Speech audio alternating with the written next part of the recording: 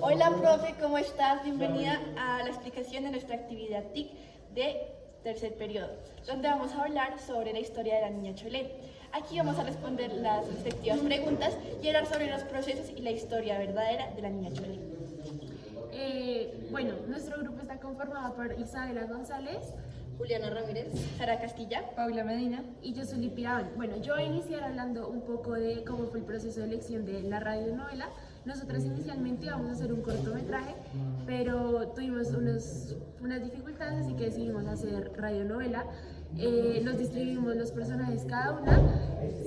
Paula era la narradora, Sara era el marqués, Juli era la niña Chole, Isa era la guionista y yo era el papá Ramón.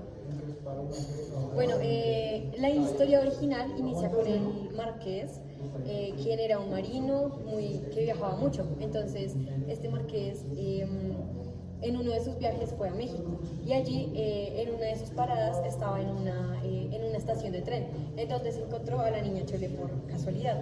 Ellos dos se fueron conociendo, tardaron varios días y en esto se fueron enamorando, lo cual pero la niña Chole tenía una condición que era como que el papá era el mismo esposo de ella y tenía relaciones, entonces abusaba de ella y pues como ella era apenas una niña pequeña, una niña de 15 años, no se podía defender, así que lo admitía.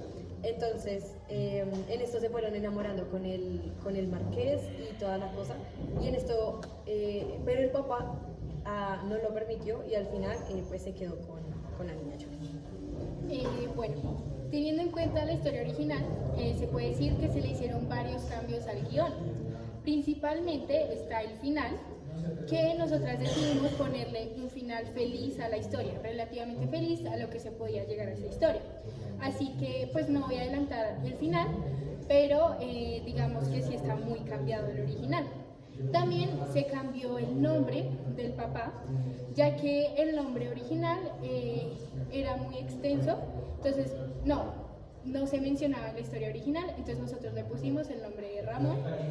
Y también la historia original transcurre, digamos que en varios días, ellos finalmente se enamoran, pero nosotros lo adaptamos a que toda la historia pasara en una noche para poder abarcar todo lo que pasa en el cuento.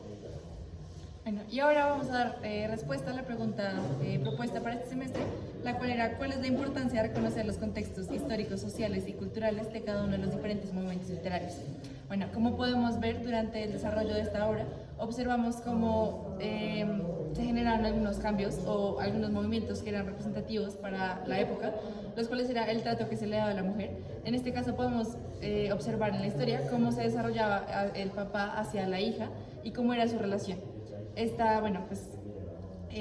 Digamos que dando un contexto rápido, esta no era muy buena y era un poco maltratante hacia ella, por lo cual podemos ver la influencia que tenía esa época en la obra. Bueno, y para finalizar voy a hablar un poco de cómo los contextos históricos influyen en esta obra literaria.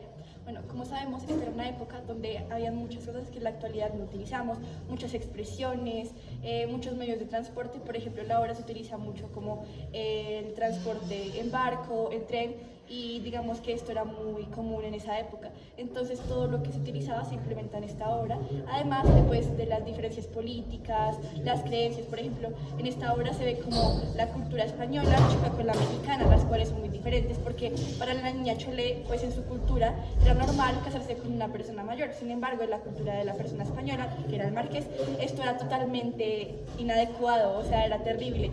Y pues ahí podemos ver cómo han avanzado los años y cómo la situación del mundo influenció esta obra. Bueno, esta fue nuestra sustentación, espero que te haya gustado, profe, y te dejamos también el link de nuestra radionovela al enviarte este correo. Gracias. Gracias.